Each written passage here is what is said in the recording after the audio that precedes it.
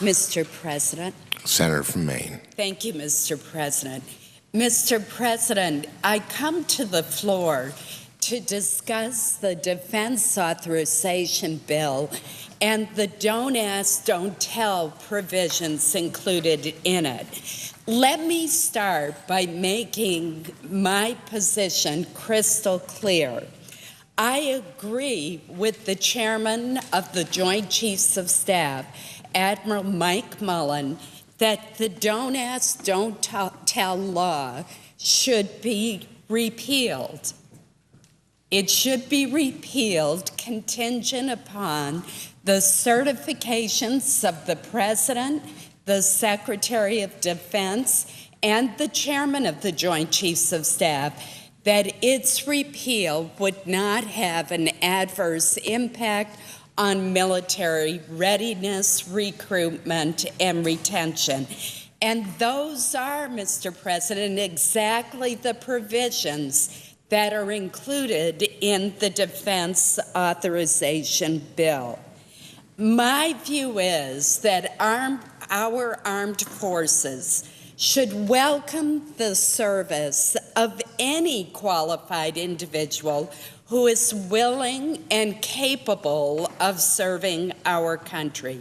The bottom line for me is this: if an individual is willing to put on the uniform of our country, to be deployed in war zones like Iraq and Afghanistan, to risk his or her life for our country, then we should be expressing our gratitude to those individuals, not trying to exclude them from serving or expel them from the force. That is why, Mr. President, during consideration of this bill in May, I supported the compromise provisions that were put forth by Senator Lieberman and Senator Levin.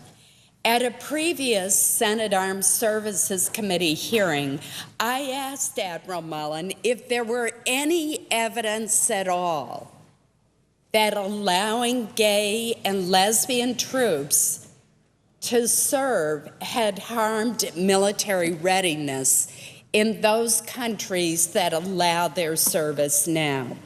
At least 28 countries, including Great Britain, Australia, Canada, the Netherlands, and Israel, allow open service by lesbian and gay troops. We have no greater allies than Great Britain, Australia, Canada, and Israel. And none of these countries, not one, reports morale or recruitment problems. At least 9 of these countries have deployed their forces alongside American troops in Operation Iraqi Freedom, and at least 12 of these nations are allowing open service and are currently fighting alongside U.S. troops in Afghanistan. There's a cost involved in our current policy. According to a 2005 GAO report, American taxpayers spend more than $30 million each year to train replacement for gay troops discharged under the Don't Ask, Don't Tell policy. The total cost reported since the statute was implemented, according to GAO, has been nearly $200 million, and that doesn't count the administrative and legal costs associated with investigations and hearings, the military schooling of gay troops, such as pilot training and linguist training. We are losing highly skilled troops to this policy. According to the GAO, 8% of the service members let go under Don't Ask, Don't Tell held critical occupations defined as services such as interpreters. 3% had skills in an important foreign language such as Arabic, Farsi, or Korean.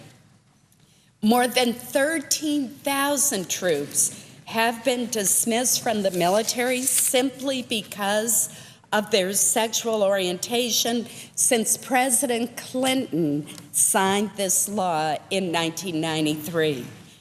Mr. President, society has changed so much since 1993, and we need to change this policy as well.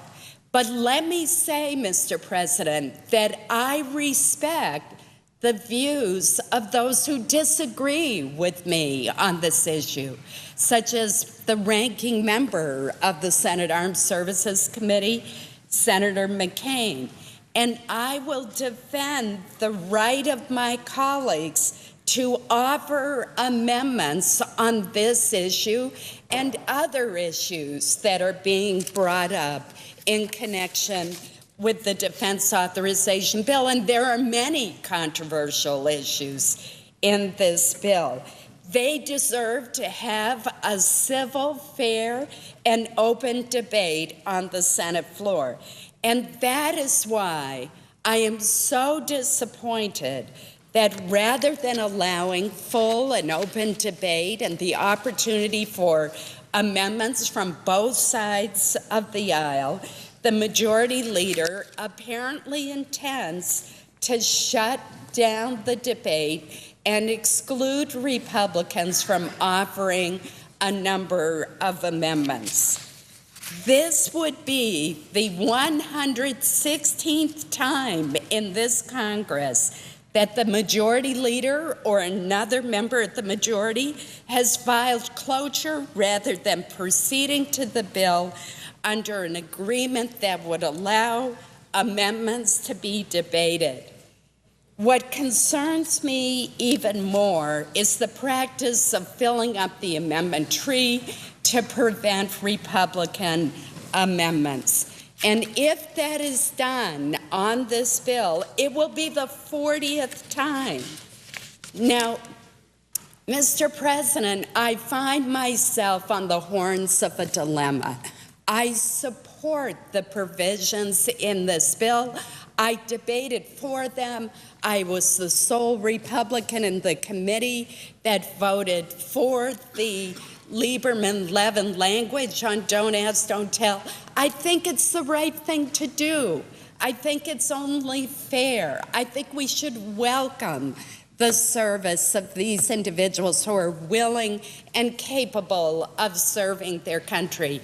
But I cannot vote to proceed to this bill under a situation that is going to shut down the debate and preclude Republican amendments. That, too, is not fair.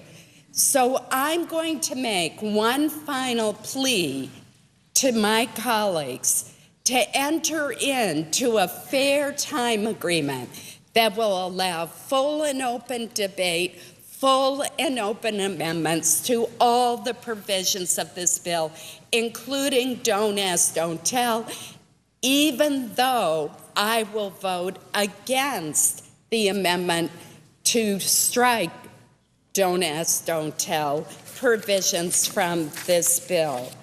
Now is not the time to play politics simply because an election is looming in a few weeks. Again, I call upon the majority leader to work with the Republican leaders to negotiate an agreement on the terms of debate for this bill so that we can debate this important defense policy bill this week, including the vital issue of Don't Ask, Don't Tell. Thank you, Mr. President.